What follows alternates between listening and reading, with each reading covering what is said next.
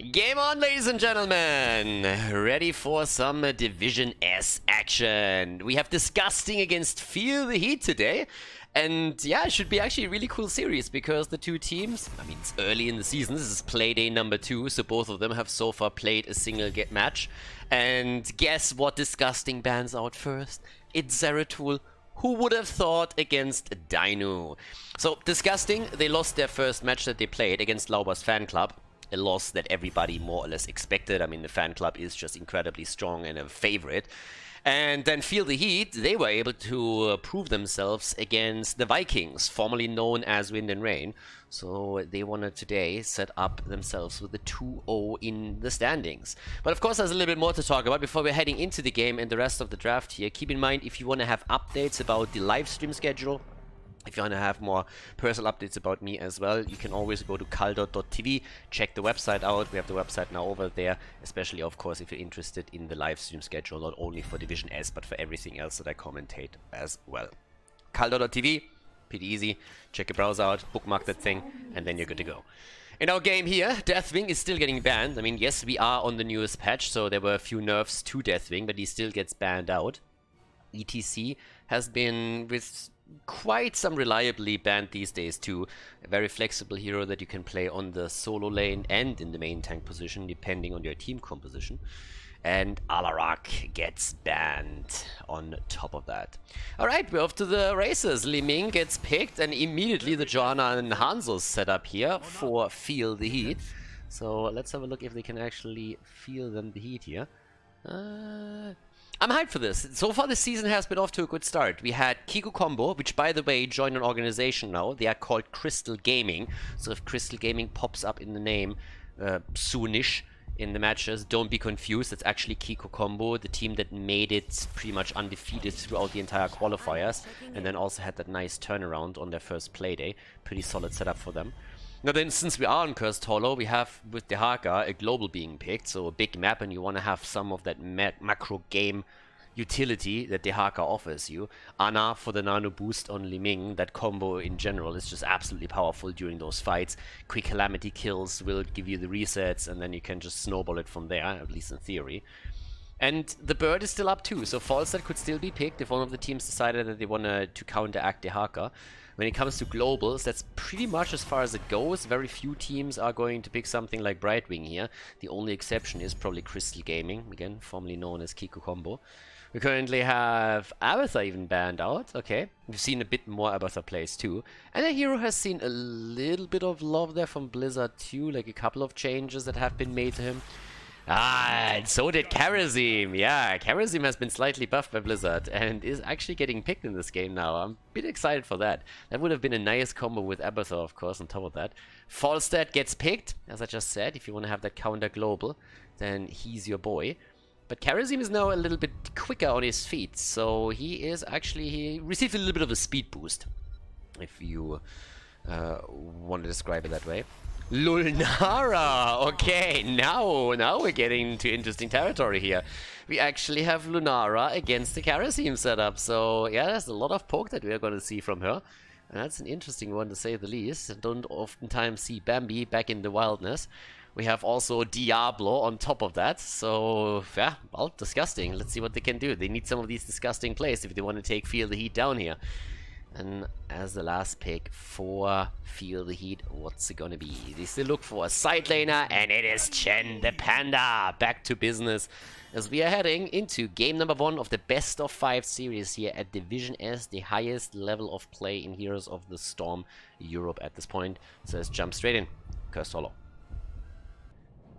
Game on! First map in the best of 5 series, and we are ready to rock and roll. Lalakal on Li Ming for the blue team, as we're starting with Cursed Hollow, Saturus and Diablo for Disgusting, Itrox and Lunara, Arcunis on Dehaka, and Rutek on Ana. Over to the right side of the map, it's X-Ray on Karazim. Hero has been slightly reworked, now a little bit more nimble on his feet, and Air Ally has also been slightly adjusted. Ultralisk is playing Falstad. We have Wit on Johanna, Blade on Chen, and Dino is playing Hanzo today. Okay, no Zeratul for him. I don't expect to see Zeratul in this series played by Dino. That would be a bit of a miracle. Or a little bit of a death wish on the side of disgusting, depending on how exactly you want to phrase that.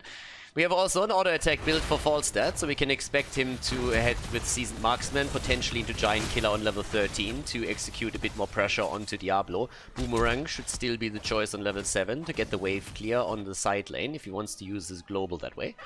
And besides that, we also have the Iron Fist now. Here you can already see one of the adjustments that Blizzard made, the 25% increased movement speed. So yeah, he's going to be a lot quicker on his feet now, and that makes him definitely an interesting hero when it comes to chasing in particular. Gives him, of course, also a bit of safety that comes together with that. Already our little setup here towards the middle. And Diablo is going to try and make those plays. I mean, for Sartuas, I would expect that we're going to see Apocalypse in this particular game now. You can always play with both of Diablo's ults. Both are totally fine. And depending on map, you will see different approaches. Infernal Shrines, for example, depending on the combo, you can run Apocalypse. But also having Lightning Breath on the Shrine control is incredibly powerful with the right team composition. Since we can expect quite a few of those fights centered around tributes and maybe even the boss slots, I guess Apocalypse would really give them a lot of value here. And one of the heroes that's going to be very interesting is, of course, Lunara. I mean, Lunara is usually one of those squishier heroes that you don't really see played a lot, but her poison damage, the AoE that she supplies and the damage over time, can put a lot of pressure on the opponent's healer.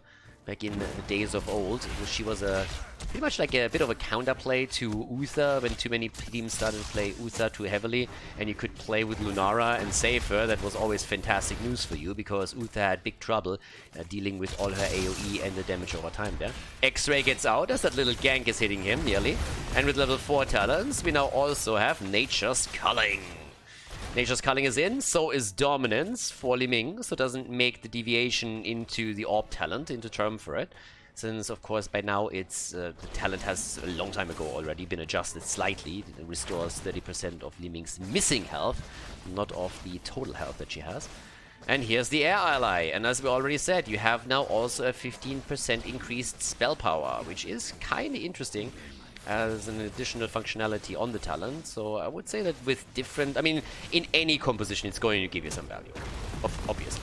But combine that with a proper mage, and I think you might have a tool at your disposal. Maybe on a map like Infernal Shrines, where the fights are even more so centered around an objective, that could give you some value. Time will definitely tell. The top players are going to try and test that out. That's definitely going to be the case. And as it happens, the first tribute is already being fought over. Top side is where our two globals are, and that's always what you should do if you're playing on a lower level. If the objective spawns on a map like Cursed Hollow at the bot lane, make sure that your global hero is sitting at the top side, far away from it, so that you can make the choice. Do we go in as 5? Do we keep the global hero at the top lane for additional value? Yes or no? You want to have that flexibility. Nothing could be worse for the two teams than having their globals now at the bot or the mid lane. But talking about the mid lane, this is a nicely set up camp that we have from Disgusting, so they have now a chance to do a bit more damage. As you can tell from the minimap, top side, Haga and Falstad are still fighting it out, nobody really making a move down to the bottom, both trusting in their 4-man setup to fight for the first tribute. And it seems like the red team might have a chance to actually walk away with this one. Dino is on the channel, and the interrupt is just a second too late. The first tribute goes to Feel the Heat as they lock it in. Level 7 talents have by now also been taken. As expected, Boomerang, the level 7 choice for Falstad, is going to do him a lot of good on the solo lane when he now can stack his level 1 a little bit quicker, a little bit more efficiently, and of course has more global pressure against the opponent's team on top of that too. Calamity on Li Ming. Standard talent for here. We have Malevolence. Also, again, as the question oftentimes pops up, yes, the Healing Dart build is still, oh sorry, the Sleeping Dart build is still the superior build in Europe. Hasn't really changed. Very now and then you see a couple of, oh, that's a first kill. First blood. Quick kill against Lunara. Bambi is down, and as I said, Ana, of course, in this case, going for the Sleeping Dart. That build is the superior one. Sometimes you still see the Healing Grenade, but it's not really the most common build any longer on the highest level of play. And a little bit of an anecdotal story is that Banana H, our favorite Ana player, has brought that build back after for quite some time. The grenade build after a few patches of Blizzard was dominant. But Bananas Ana is pretty dominant. If Banana places Ana, then Ana is pretty bananas. So he was able to convince everybody again that Sleeping Dart is the way to go. Also Ana riding on the money pig. That's always a style bonus. There's a second tribute that was already picked up by Feel the Heat. So on the objective, they're doing fairly well. Very, very well actually right now. And yep, down towards the middle of the map. Okay, Johanna is able to walk out here. Bot side, still our 1 versus 1 where Lavakal has to deal with Blade all of a sudden. And the Panda is not easily persuaded to give up. Nope. If he smells a little bit of eucalyptus, bamboo, or whatever he pleases to eat, then he is on you. But that quotation is something that Blade certainly didn't see coming, and he might actually fall here, but he has the fountain still up and should be able to get away from this one. Damage over time or none. So yeah, nice save by the Panda, but that was a close call. As expected, Apocalypse is in. But the small problem is, look at what Johanna has taken. Yeah, Madame has gone into the Falling Sword here, so I'm already hyped for that. We're going to see a bit more action with Falling Sword and potential level 20 jumping around. And I am really excited for that. Falling Sword is insane. I absolutely love the talent. Obviously, Blessed Shield is better if you're trying to set something up for your team and is the preferred choice, but Falling Sword, especially in the later level, can be quite interesting. That was an interesting snipe against Diablo. Poor Dibbles didn't have a chance here, but the Panda is down and Li Ming is just popping off one Calamity kill after another. The nano boost making it possible, and this, ladies and gentlemen, is exactly the scenario why Orb build is shit and why Calamity is fantastic. The fight already looks a bit lost as Diablo is down and Johanna jumps into the back line, and then all of a sudden Li Ming comes in, receives the nano boost and just pops off. Jumps in with Calamity, gets the extra damage out and gets 1 kill after another. Nicely played. Really good setup here. Rest of the team, of course, chipping in as well to allow Lavakal to make those plays. But now bosses are being taken, and this is something that the blue team is about to sniff out. They're already moving in with Akunis and Satyrs. They're starting to go in immediately. The rest of the team is also rotating over, and there should be enough time. He's going to see a big fight here. Diablo doesn't have the Apocalypse up just yet, so it's going to be a bit careful, a bit tricky. 18 stacks on the side of Falstad. Keep also in mind that Diablo has 92 souls, so he actually doesn't have enough. They let the boss leash. Nobody going for the boss. The drag connects with Jojo, and she might too have to use the ult to jump out here. Yep, jumps out with the ult. 7-sided strike was being used too, has been used as well, but not really too much success from Karazim. It seems like this is one that the red team just simply has to let go. Disgusting. Coming in with a big team fight as objective number 3. Locks it in for themselves. And now they're making big plays for their second tribute. Triple Panda. Red team is not willing to let this one go that easily, and they actually put a lot of pressure onto Lulnara, who lulls around in the backline there with another quick leap. In comes the Apocalypse, and at least a few stuns were ahead, and it could be the end of Jojo. Gets Giant Skin out just as she kills Dehaka. Li Ming is dead. She wanted to go in for the quick kills and nearly got the first one. If she gets resets, then it's all over, but they're able to take her down. Now Lulnara is dead too. The end of the lull, as we have 13 in the hands of the red team, and they now have maximum pressure onto Disgusting. Moving quickly down to the bottom of the map to take a fort down. Falstad is still sitting topside doing his job over here, and the rest of the team is centering their attention a bit more towards the mid lane. Falstad even flying in. They want to have apparently a bit of value here. Slides in, gets the gust through, and that is once again the end of Diablo. 6 kills against 3. Dibbles losing his souls. Bottom fort is down. The one in the middle just now has been destroyed. And they are trying to get as much value and experience from those lanes as they can possibly get. With, well, Blade moving towards the top lane on his gen, where another fort is now also falling. Massive lead now. I mean, structural advantage is insane at this point. They're doing wonders here with those plays, and Disgusting is now in a pretty awkward spot here. They need to be a bit more careful. And again, it is early in the season, obviously, but you always have to consider a bit more that wave. You have to consider a little bit what we're talking about here right now. So far, Disgusting has lost to Lauer's fan club, which in and of itself is not really a big problem, because, well, on play day 1 you go up against one of the best teams in the league, so you can't expect to walk away with a big victory here, even though they were able to lock a map in. But now we're going up against a team where you kind of feel this is more on our level. We have to make sure that we're going to get some points here. So if Feel the Heat is able to take Disgusting down with a clean victory, then for Disgusting it would already be a bit of an indicator that they have to struggle now throughout the rest of the season to gather points. So they need to be careful with this. This is one of those competitors where in general you want to at least take a few maps, if not the victory in the match itself. But as it stands, we have 3 kills against 6. Feel the Heat is slightly ahead and is going to look at an earlier level 16, of course, together with that. Also, let's not forget that this is only the first map in a best-of-5 series, so a lot can happen over the course of the entire match. We have 26,000 damage now already on Lunara. But, as you can tell, she's also living a bit of a more dangerous life, has died twice so far. Ooh, stun against Diablo. Not really of any consequence, though. Nobody around to capitalize on that. Dehaka moving to the bot lane, Falstad in the middle. The 2 global heroes are doing their thing on the side lanes and can always join the fight whenever they want to. But Feel the Heat is looking for a keep here. They would love to go for it. The question is, are they really going to risk it? Because they're only half a level ahead of their opponent. And that is a lead that is not comfortable enough for them yet. Bot lane Fort gets taken down. Arconis is able to grab that and is now Hearthstoning back. And keep in mind also, he Hearthstones back. He doesn't use his global. For lower league players, this is a really important thing to note. Yeah. Gus now in though on the other hand, and oh my god, that move was a bit of a YOLO one. Very bad example to use there, caster. That's the end of the Haka. Yeah, he Hearthstone back and then he globaled in as Diablo was already dead. The caster curse has hit that one strongly. Now we have 9 kills against 3. That keep is down, and that might actually be the end of the game too. The big stun against Li Ming, and now they're just going ham on this. An easy peasy setup here for Feel the Heat to take the victory in the game. Yeah, the Haka, unfortunately for him, mistimed that a little bit. He expected Diablo to still be alive when that aggression started.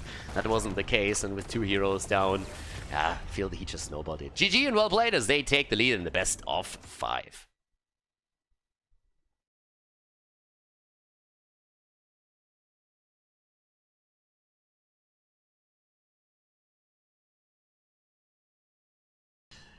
Game on! Yeah, the last one ended quickly. So just as I wanted to talk a little bit about the use of the Haka's global, since recently in the Amateur League we had a lot of players that were a little bit confused on how best to use the global and how to play around it.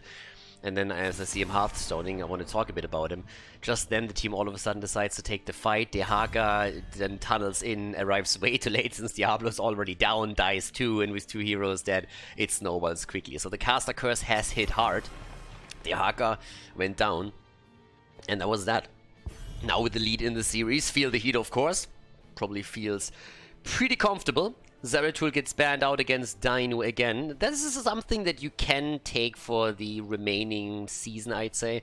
I don't think that we're going to see Dino too many times on Zeratul, since he has already proven in a lot of the matches that he's an absolute monster. If you actually want to see Dino play on Zeratul, I can only recommend that you check out the YouTube channel, Khaldor TV on YouTube, if you're not only already watching the video there, and have a look at his Playday 1 match. Back then, Feel the Heat played against the Vikings, and that was an insane series. In one of the games, he got his hands on Zeratul, and if you ever wondered why Zeratul is banned against him, that's a good match to watch. But either way, Sky Temple is the map. We have, of course, Deathwing banned out again, so Blizzard has nerfed him slightly, and the players have looked at the patch and said, like, you know what? We're still not going to risk that. We have to throw the little caveat out that the patch just arrived. So that means, despite the fact that there have been adjustments to multiple heroes, it stands to reason that not all of the players have fully researched how they're going to deal with situations yet. So the patch is still rather new and the players are experimenting a bit as well, and so far nobody really wanted to risk their thing. Holy shit, we see Zul again. That already happened once just the other day where we had roaming Zul. Wasn't that also from Feel the Heat? I'm pretty sure it was actually. It's an interesting season, it's an interesting year. In North America, we have a shit ton of Cho'Galls lately, which is really weird. We had a few in Division 1 as well, and in the lower leagues. Then in NA, there's also a little bit of more Deathwing than we have here, so they don't respect him as much. They don't always ban him out. But we have Zul come back in a few of the matches. We had, of course, also then Kiko Combo, Crystal Gaming as they're now called, with Probio's first pick.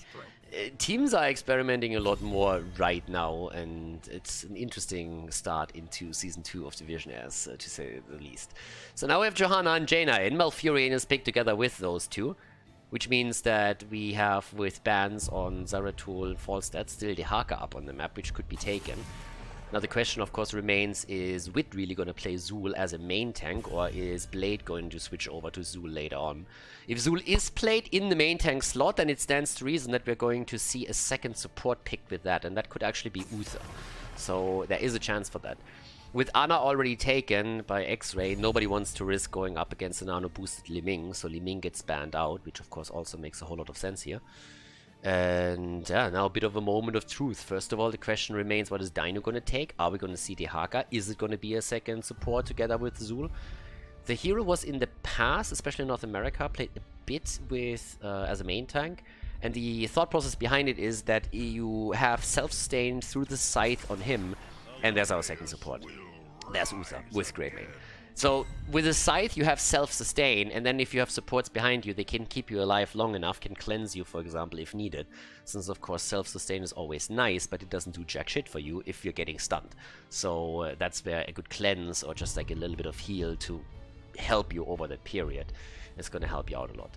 Had very mixed results, wasn't really played a lot in that position. We had then a few attempts also with Zul being played as more of a roamer that was trying to get like more wave clear in on the lanes, and then started to set up ganks with the Bone Prison, but all of that with mixed success. But now we're seeing that set up here, and keep in mind that with Bone Prison you can actually set up massive damage, and Greymane is one of those heroes that benefits highly from that. A good Bone Prison, a follow-up stun from Uther, maybe even a Sleep Dart from Ana, and Greymane has the perfect target that he can go for, especially with Cursed Bullet. But with this setup that he's up against, both would work. And they have Genji, so you can already tell where this is going. They have the wave clear a little bit shifted towards different heroes also at the front, and they have now a setup that can allow them to get quick kills on a specific hero if executed properly. So it should be a really interesting one. A lot of CC on that team, but also with Arthur's a really good hero against this by Disgusting. So let's jump in and see which team wins map number 2. Game number 2, Disgusting against Feel the Heat, and the red team is ahead slightly in this best of 5. Disgusting has a bit of a plan to change things up here, this time with Lavakal on Hanzo, Akunis on Arthur's. Great hero to counteract not only Zul but also Greymane to an extent, so we'll see if he can manage to do that. Etrux is playing Jaina, Rutek on Malfurion. We're currently looking at Sartuas on Johanna, and on the red team side, X-Ray on Ana, Dainu on Greymane, Ultralisk is playing Genji, Wit on Zul, and Blade on Uther. Okay, let's go and see what they can pull off here. I mean, right now we have on level 1 for Zul already Backlash. We have also Shando's Clarity for Malfurion. I can't really help myself, but Shando's Clarity honestly sounds like it's alcohol, doesn't it? I mean, that sounds like a drink.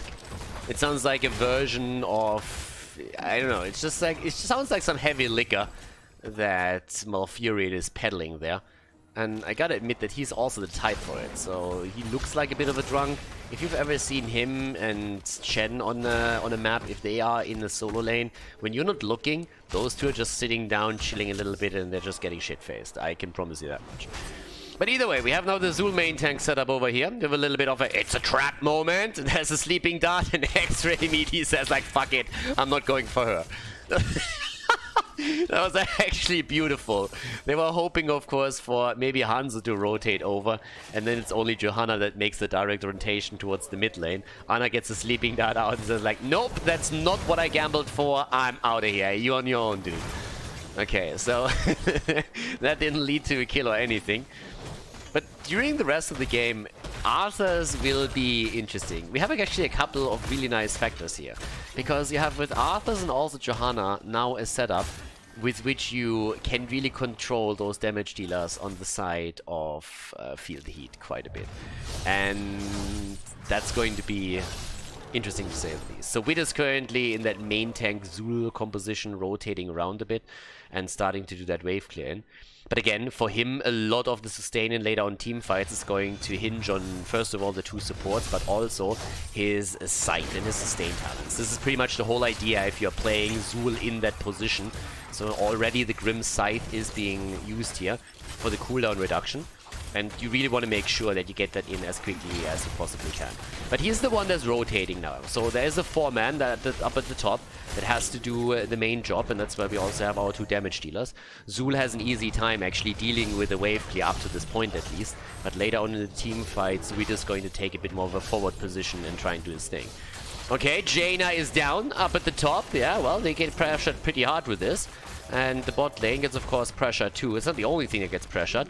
Thanks to the Siege Giants, Witt is currently kept over here, up to the top.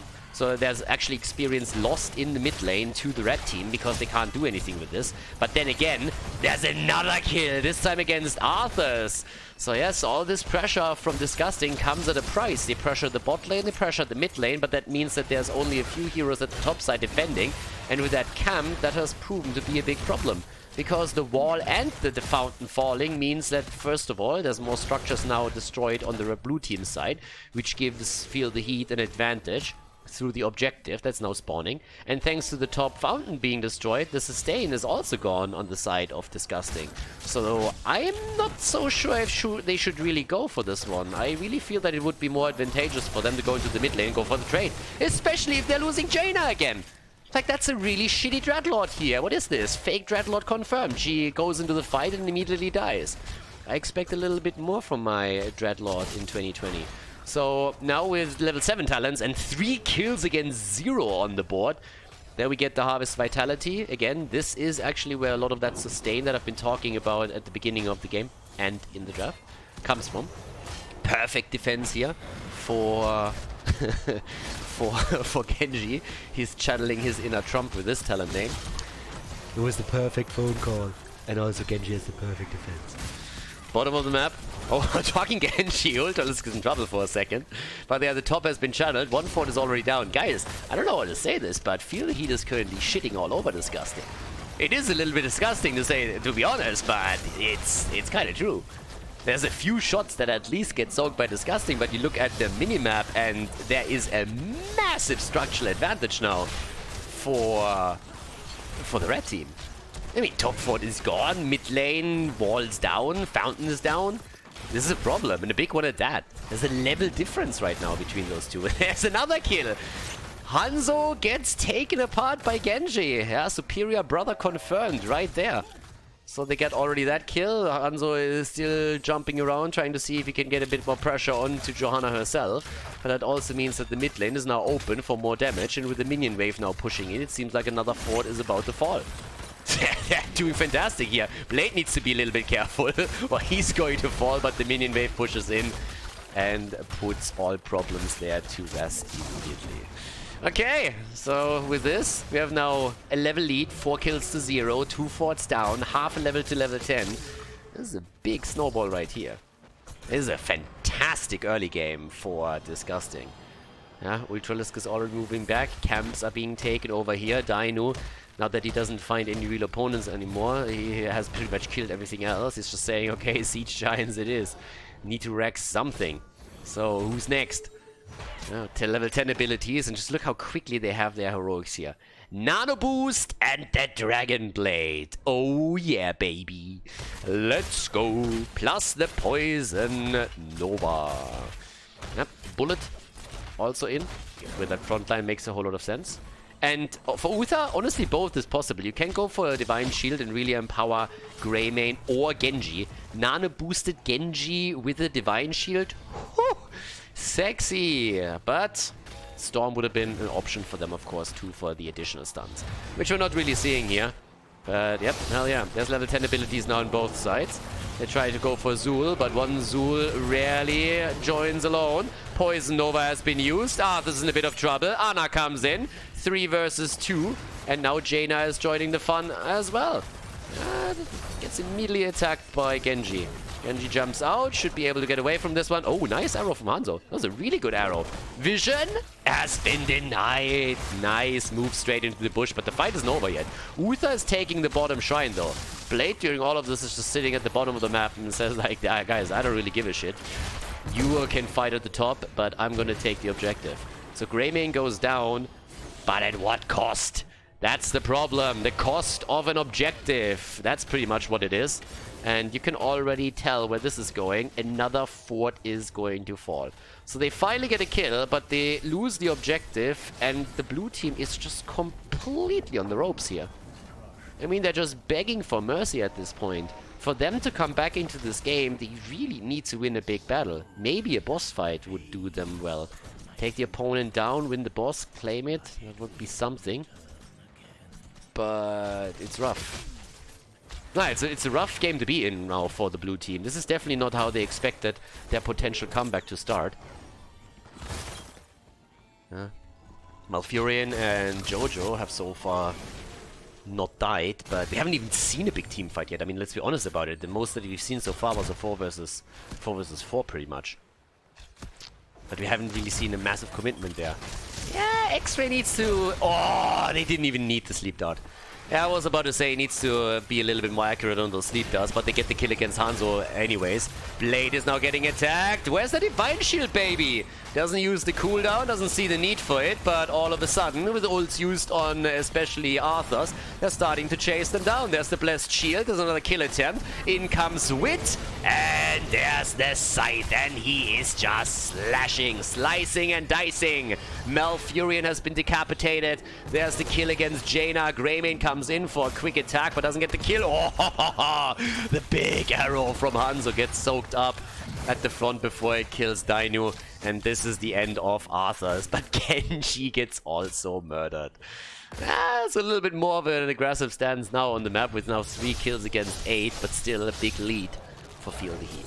And let's not forget, a lot of this happened with level 13 talents being available for the red team. Blade is objective boy, pretty much. So he's now moving into the middle to soak another one, 17 seconds, and we're going to see it activated. But there we go. Starting to already make their play for 13. There we have it. Shattered armor. It always, I don't know why, but to me it's for some reason funny when Uther just walks up and stun and just walks away. It's like, nope, not happening, not today. Nope. Yeah, they're trying to make the play for Arthur's again. Greymane with the bullet can always supply the initial damage. This time he might actually have to use the Divine Shield, and there it is. Divine Shield is in, but it's still a fight. Oh, the Blessed Shield misses. Ah, and here's the rest of the team. Guys, this is gonna hurt. This is gonna hurt a lot. Arrow gets already soaked. Genji's protected, by the way. Arthur's is already down. There's the poison over. They're looking for Malfurion, and he's going to fall for sure. Yes, Genji comes in and he gets the kill. They're ripping Johanna apart. That's 3 kills against 0. Level 16 in their hands. It's 2.5 level lead now, and they have both of the temples still up. They're going to knock on the keeps now. Absolutely disgusting setup here. At this point, we have amplified damage in on 16. The Benediction has, of course, also come through. Executioner for Greymane, and they go for everything. They go for the boss, they go for both of the objectives. And Dainu got stunned by the boss, and the pings are immediately there. It's like, lol, nope. So, yeah. Sorry, bro, but we saw that. Oh, nearly the Hanzo insta-kill. Yeah, but the bottom keep is definitely going to fall once the boss makes its way over there. So that one is already set. Question that remains is, can they maybe even go for core with this? And right now you have to ask yourself, why not? I mean, if they don't get core, they should at least go for the mid keep and kill both of the keeps here. As you can tell, thanks to the objective, this one is already on 50% HP. Pings are all over the place, but they are apparently trying to focus their attention a little bit more towards the top side. Camp over here, back in 10 seconds, so that's up for grabs, more or less. And they're trying to make a little bit of a play for their own camp first. But Uther is sitting in the side. Uther is playing Peeping Tom here. He's sitting in a bush and he's trying to watch. He was never really one to take action. Nope, he's more the watching guy. But in we go. He already ported back. And Jaina, the ice block. But is it enough? The arrow of Hanzo saves her ass for a second. And then Genji comes in and the nano boosted Divine Shielded Genji just goes in and absolutely wrecks them. Down they go, 15 kills to 3. Ah, God, what a game, what a setup. Feel the heat walking all over their opponent here and setting themselves up with a 5-man team wipe for game number 3. A 2-0 lead in the best of 5 series as Feel the Heat is just crushing the opposition on Sky Temple. GG and well played.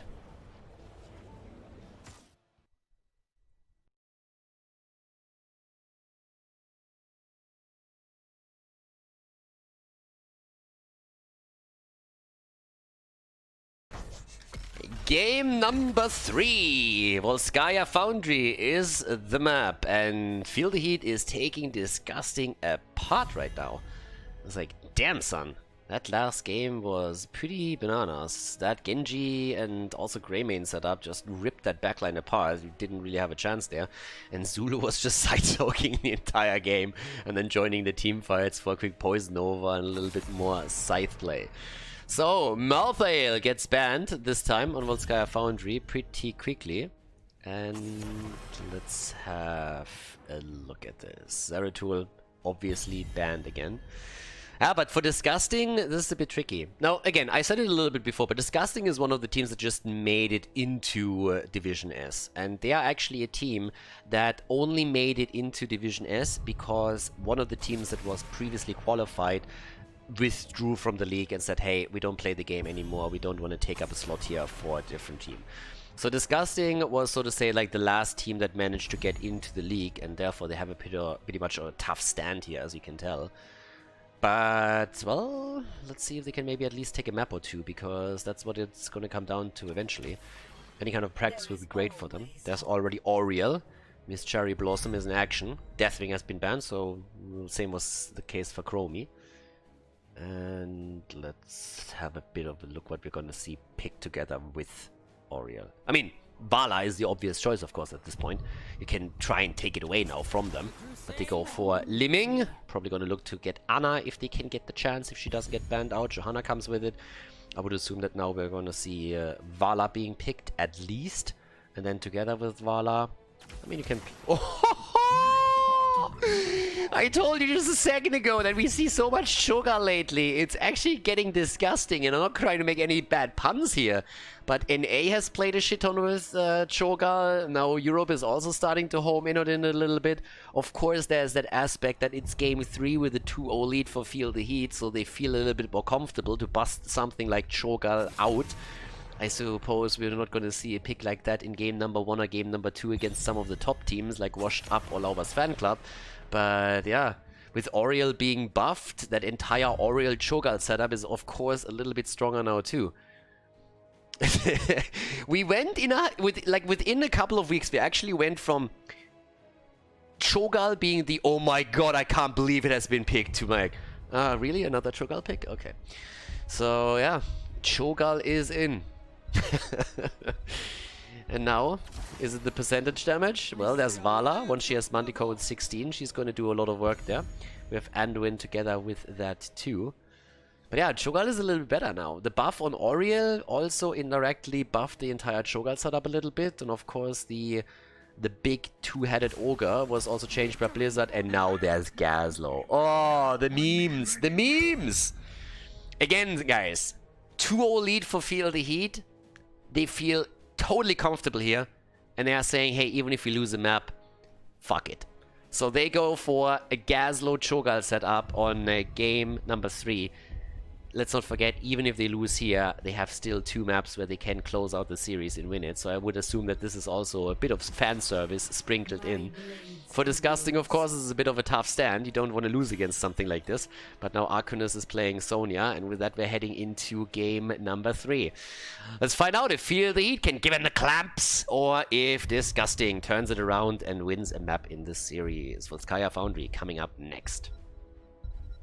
Alright, let's go into game number 3. And as mentioned before, a draft like this with a 2-0 lead, you always have to take it with a grain of salt here. There's that little caveat that there is, of course, a bit of a meme aspect to all of this, as Feel the Heat enters the arena with Cho'Gall and Gazlowe, Dino on Gazlowe, Ultralisk on Gal, Wit on Cho, Blade on Sylvanas, and X-Ray on Oriel.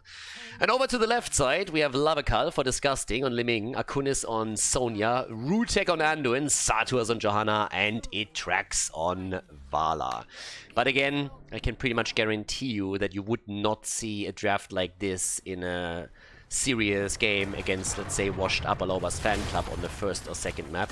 But with that comfortable lead that they have in the best of 5 series right now, they can definitely pull something like this off. Doesn't mean they can't win with this. They definitely can. But this is not the safest of drafts that you'll see there. So the boys are having a bit of fun with it. And now Disgusting has to see if they can take them down here, because as we mentioned before, they just barely made it into Division S. Can they Feel the Heat down? That's the big question. In terms of talents, we have the Taskmaster on level 1. Cooldown reduction, highly important of course on the hero here. Also the Calloused Hide as well. And at this point, we have a few more things that are really worth mentioning. Now, first of all, we have Unfurling Shadows. So that already means that we're going to see a bit of a stacking progress for Sylvanas. We have also with Gazlowe, Break It Down. Gazlowe is going to try and get those setups for the objective continuously throughout the game. Hot Pursuit on level 1. Multi-shot build, therefore, pretty much a no-brainer. Level 16 should still be Manticore for Vala to get the extra damage in against Gazlowe.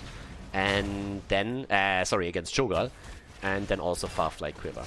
And there's always a bit of a misconception that against Cho'Gall you need all the percentage damage, which is obviously just flat out wrong and oftentimes can lead to a very one-sided draft where you're just losing on all other aspects. But they could have gone into something like Greymane here to get the Cursed Bull against Cho'Gall. There's still also the option to head into Leoric, for example, over Sonya, just so that you get the life drain on. So you can definitely add that as a tool. But if they make it to 16 on even levels with their opponent, Vala alone is going to have a bit of a field day against Cho'Gall. So that's always the thing though. Can you make it to that level? Cho'Gall also quite strong in the late game, oftentimes characterized more as a late game hero, because after 13 with Molten Core he has a bit more survivability, and that can really, really help. But with Oriel on level 10 now having a full-on Resurrect, and Blizzard definitely buffing the talent quite a lot, Cho'Gall gains a lot of extra value out of her buff. Now, with talents on level 4, we have multi-shot build, as expected.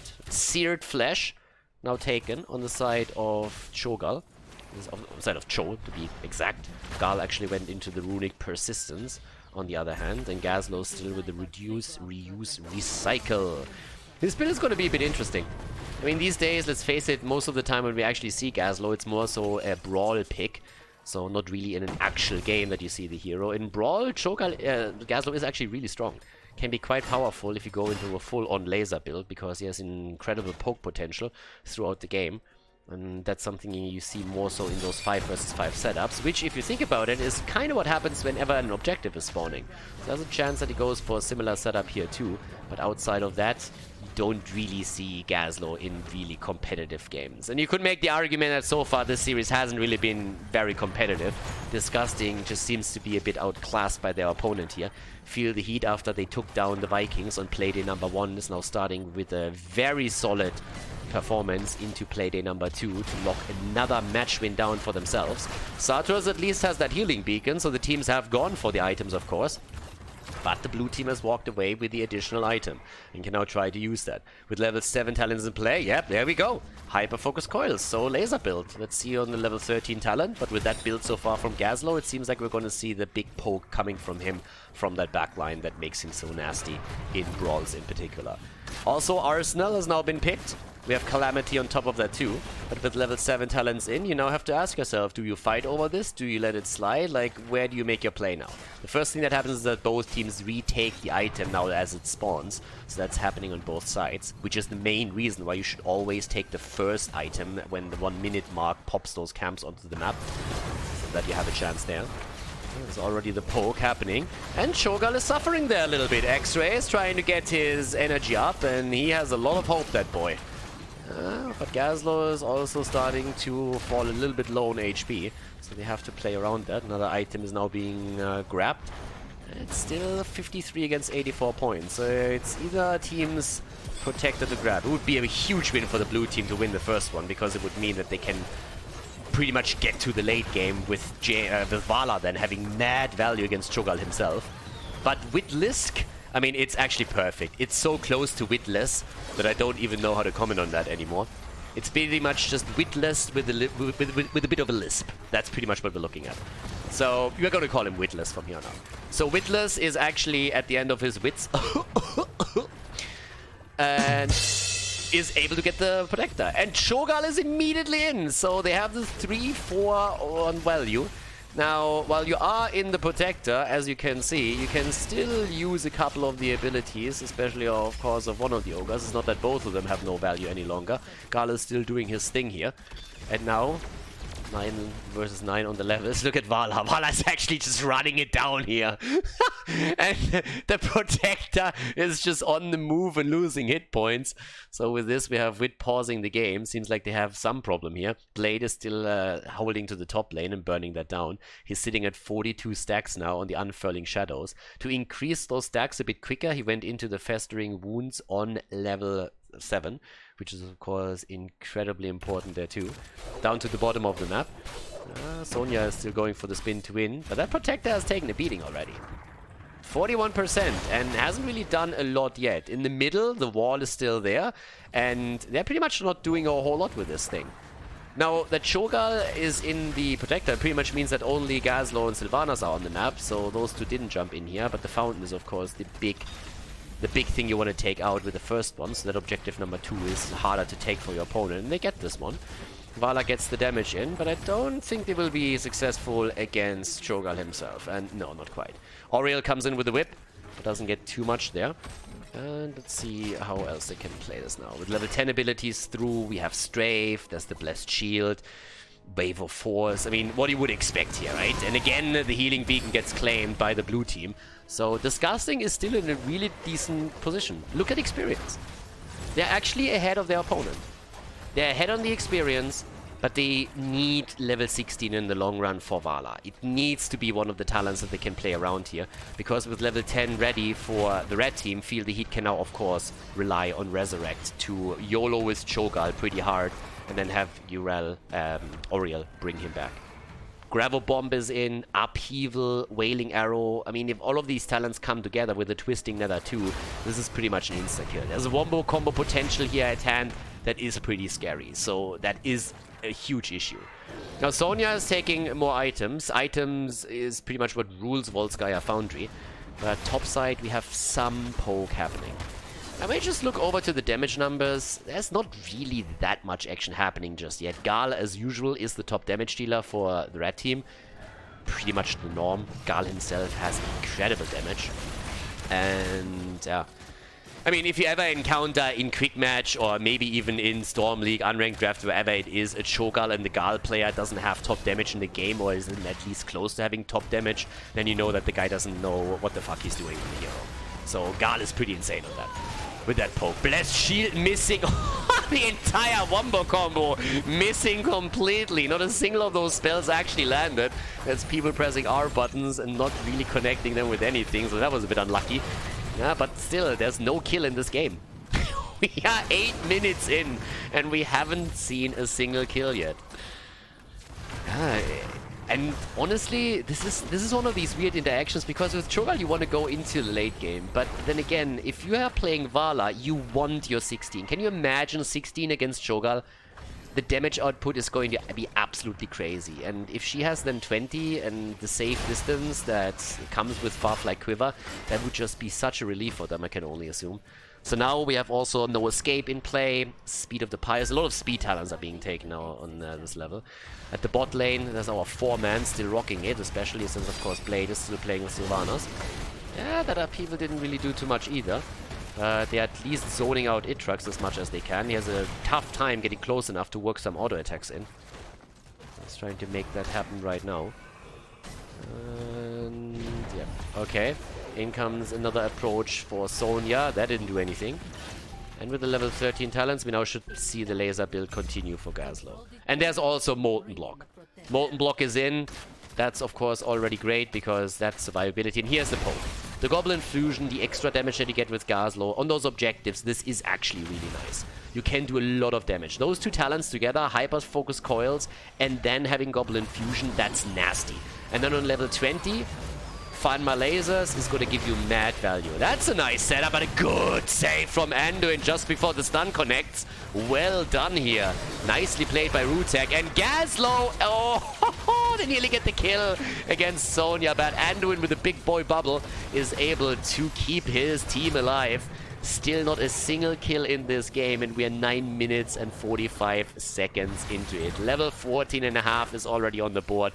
Vala is going to make it to 16 in this game for sure. 20 would even be better for her. Here comes the attack again. Nice whip into the line, and there it is. The body block against Sonya, and kill number 1 in the game goes to Sylvanas as she drops Sonya. And that could be another objective now for Feel the Heat. So yeah, everybody currently jumping down to the bottom of the map for additional items on the blue team, whereas the red team is obviously taking the big one, the healing beacon. Jumping straight in for that, trying to lock that down. Sylvanas is still up at the top, and bot side has very little else that you can do. You take both of the turrets and you play around that, but you know that the objective is more or less already lost to you for now. They can still fight over it now that they have Sonya back on the map. Let's see if they will actually decide to do that, or if they are just aiming for defense to try and make that happen. So in we go. There's 28,000 damage on Liming, 33,000 on Gal. The fort is already down. Here's the attack. 94 points. There's the Molten Block as they're trying to make the play. 16 talents aren't there yet, but they don't need 16 talents. They get the kill against Cho'Gall, and the Resurrect is instantaneously there. Resurrect, Anduin is already down, and they're looking for more kills. They're trying to get a bit more. There's level 16, and that gives us Vala's Manticore. Sonya is also down, and Vala alone just doesn't stand a chance. He's done a lot of damage to Cho'Gall, but you won't be able to drop him completely. It's still a 2-for-1 setup. 16 talents now with 3 heroes down. That's a problem. 16 talents on both sides. Yeah, that's the big issue. You can't lose 3 heroes in that moment. They could have just fallen back there. There was no real reason to fight any longer, especially after they baited out the Resurrect. But now they need to rely on Vala to drop the main damage, and with her down, that's a major issue that could cost them the keep now. And I think that's exactly what we're going to see. With Cho'Gall plus the Protector, how do you stop this? The answer is you don't. So they are trying to go for core here. Are they? Nah. Really? That would be pretty ballsy. Okay, they're going to let this one slide. Yeah, that sounds a little bit more like it. That felt very weird. But there's still Vala around, and Vala, okay, there's the combo, but even that doesn't do anything. Vala already coming in with a strafe, dropping some serious damage. Anduin is nearly falling. Vala is back to business, and here come the auto attacks any second. Vala is gonna work the damage in now. Oh, that's done. If that connects, Vala might be in trouble. Look at that laser damage. Yeah, Gazlowe is poking, and he's poking like a monster at this point. I mean, he's on 34,000 damage. It's actually the same amount of damage that Vala has so far put out. And they're still fighting over this. This is not easy by any means. As long as Vala doesn't have her range, it's hard for her to work these auto attacks in this hit and run setup that we have. But when she can work the auto attacks in, they do mad damage. And there's the kill. A Resurrect is immediately up though, and that's Cho'Gall back to business in just a moment. And he goes for Anduin and gets the kill there. They're trying to go for X-Ray, and Oriel is gonna fall. Maybe, maybe not. Oh my god. Yes, there it is. Oriel and Sylvanas are both down. Vala is still alive. In the meantime, we've also seen Liming fall, though. This game is all over the place all of a sudden. 6 kills against 6. We went from 0 kills to 12. There's the ult. Dino and Gazlowe. The one-man wrecking crew gets wrecked. And now they go for Cho'Gall again. There's the Molten Block. They should be able to get the kill. There's the Blessed Shield. Just look at Vala and her auto attack damage. Can't stop that. Cho'Gall down. 5-man wipe. 9 kills against 6. And here we go, ladies. The top keep down. Bottom is getting pushed aggressively. But it's item time. And that's where Disgusting can now start to control this a bit. So all of a sudden, we have Vala with mad damage against Cho'Gall. If she hits 20, she is going to have way easier time to take him down. And yeah, things are starting to look up a little bit for the blue team, despite the fact that they lost their keep. You look over to Vala, she's at 41,000 damage. She's about to take over top damage on the team. Cho'Gall on 51k still. And the item here gets taken. Nothing that Blade and X-Ray can do about this. Not without Cho'Gall. Just not happening. And they need the fountain. The fountain needs to be taken down before the third objective at the bot lane spawns. Take your opponent's sustain away from the lane. Take that away as quickly as you can. Well, it's gone. And now they can simply play for the objective after they play for level 20 talents. Which is what they should do here. So, yep, in we go. Alrighty. Level 20. I mean, in theory, nah. There's always, of course, the question if you go for Rancor. That always seems to be something that some players want to do because, like, oh, the damage. But if you can't auto-attack, you also don't do any damage, and usually, therefore, it's Farfly Quiver because it gives you the safety to get that through. So that's what I would expect here as well. Can't even remember when I've seen Rancor the last time on a Vala. And there it is. On a Vala on a high level, I should probably add. Farfly Quiver. Yep, that's exactly what you need here. That increased range is going to make it way easier for her to actually connect shots with Cho'Gall, or any other hero here. And Cho'Gall is, of course, going to be the main target. But the red team has a problem, and the problem is that they're an entire level behind. So the blue team has a very easy shot at the Protector. If they can't grab it before the team fight starts, then they will at least have an incredible serious lead here. And in we go. Yeah, we have our little setup. In the middle, and that's of course the fort already down. Okay, fort down. This is slightly problematic, and Sylvanas is also sitting in the middle to take another fort down, so I like what the red team is doing. They're just rotating aggressively around the blue team, threatening top lane pressure against the core, and taking a fort in the meantime, and of course the objective for them is simply to get level 20. They want level 20 so they can fight over this, and they actually accomplished their goal. So they will hit level 20 any second, thanks to the pressure that they just put up. And then they can fight. So they don't lose the objective, they don't lose the Protector, and there we go.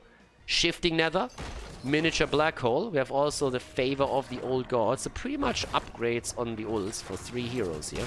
And this is the moment of truth. It's really up to Itrax. Itrax needs to be the one that homes in on Cho'Gall. He needs to be the one dropping the damage on Whitlisk. Dodges out on that, gets a bit of damage in, nicely done. Where's the support for him? Just look how quickly Cho'Gall falls against him. But they need to keep him alive, of course. They need to keep Vala in play. There's the shield from Oriel. They're still playing around it. Strafe is already being used to zone the rest of the team out, and there's the Protector for them. They get the Protector, and Vala is on the case once again, dropping damage after damage point onto Cho'Gall. And the big fat ogre is starting to have trouble. And now look at the damage on the team side. Vala has taken over. Her level 16 makes it possible for her to now get the damage in against Cho'Gall, and therefore she overtakes Li Ming on the damage numbers. Top side had to be defended. Vala actually playing this also safe, making sure that nobody is flanking in on her, and they try to take a keep now. Go down through the middle of the map, through the bottom, and try to get a setup here. Only hero that hasn't fallen yet, by the way, is Johanna. Itrax again with a bit of a slide forward. Get some more damage in. Nicely done. Favor of the Old Gods doesn't do anything. And then now look at Whitlisk. He's incredibly low. And Oriel is having some trouble to heal all of that damage up. With Itrax having the range on Vala, he can just so much easier get these auto attacks in, and this is exactly what he's doing. They keep poking against the keep, and if they can take this one down, that would be an absolute dream for them. Plays are being made again, 91 stacks now for Sylvanas on her level 1. And Anduin is going for the heals, one after another. There's the auto attacks again, 1, 2, 3, bam, bam, bam, getting the extra damage in. Vala's Manticore is doing serious work, and the keep is down. Keep eliminated, 9 kills against 6. Cho'Gall still at the front. Favor of the Old God starts to dart in. Vala still attacking. Li Ming pushing him away. Anduin down. And Cho'Gall with a molten block still alive. Might fall in just a second, but as long as Oriel's alive, Oriel dies and so does Cho'Gall. Oh, that's the worst case right there. If Cho'Gall falls and Ariel gets the resurrect in, that's a different story. But both of them fought at the same time. The keep on the left side gets attacked by the catapults, and those minions start to hurt, but the minion wave is going to take care of it. And over to the right side, you can already tell that the blue team is looking for the exact same thing. But Sonya is down, and now there's only 3 heroes still in play, and those are already retreating. Johanna is also dead. It's 54% against 65. And Lavakal is like, boys, I need to get out of here. Stun in the wall, and down goes Li Ming. Yeah, it's close, but this is a problem now. Especially since the next objective is in the mid lane. And the position can easily now be taken with all the items still up on the map and up for grabs here for them. So yeah, in we go. Atrax is already walking around, seeing if he can maybe drop some damage somewhere. 124 stacks now also on the side of Sylvana, so she is starting to gain some momentum here. Items are now taken. But yeah, Cho'Gall is back to business. They had a bit of a chance there, but it was a tough one, admittedly. And those catapults, of course, they do work. 20 minutes in, catapults hurt. Let's see. Up to the top. Okay. As again our setup. Where's the damage output? 61. Li Ming actually has done the damage now. 61,000 for her. Has overtaken her again. Even higher than Cho'Gall, I might add. Gal is a little bit worse off than her. That could be a kill though. Anduin! No, Anduin with a small mistake here that leads to his death. And now they could lose the game right here. Arkunis makes it out. Incredible. He actually survives. Honestly, if he falls, then they just end top. If he falls too, they end top, and that's it. But now they still have a fighting chance. They need to wait for Anduin to come back. Once that the Crybaby is back in play, the Nick Carter of the team, then they can make sure that they at least have a halfway decent fight over the 4th objective in the middle of the map. Sylvanas is taking the catapults down bot side to make sure that the core doesn't fall. You have to remember that, I mean, a backdoor is possible from both teams here if they make it to the core without the opponent noticing. Lavakal is just checking bushes the entire time with his missiles. Double checking that everything works here. And, well, let's have a look. Objective is up in 10. Anduin is back in 10 as well, so he's going to make it through in just a few moments. They still need to take care of those catapults, and they should also try and take this down. This plus catapults now pushing in is eventually going to lead to core pressure. And you cannot let that core be pressured if you're already down to 65%. And they know that too. So they give the opponent an advantage for just a second on the progress, just to push that wave back out, and now they move back down. In an ideal world, they would have taken this earlier so they at least have a catapult in every third lane. Or in every third wave, but that's not the case. So now they're starting to move in again, straight down to the bottom, and in we go. This is the moment of truth. You lose this objective and it's over. This is the last objective in the game. There's no doubt about that anymore. And already, Gal is just pushing the damage out. Stun circles in, ult from Cho'Gall misses. Those old gods are not very favorable in that situation. It's all about Vala again. And of course, Li Ming's follow-ups. I mean, again, we talk a lot about Vala because of Manticore, but Li Ming is pretty solid there as well. Oh! And she gets murdered by the Gas Lord! Vala doesn't get stand a chance. She gets absolutely dumpstered on as Gazlowe gets the hit in, and Sylvanas follows up with a kill. What a setback for the blue team. Disgusting is in such a bad spot now. They lose Sonya as well. They're losing everything here. The objective is about to hit. Sonya's about to fall. She goes down. There's the protector. Li Ming is on the run and she gets murdered. The ragdoll slapped around. And this is game. Feel the heat. It looked dicey for a few moments as they were losing objective 3 in the bot lane, but they actually rallied and were able to bring it back. Now we have them going for the core, and there is no doubt anymore who wins this series. Feel the heat with a 3-0 victory against Disgusting, who is now starting to be in a bit of trouble in the standings here after only the second played in Division S Season 2. GG, and well played by Feel the Heat.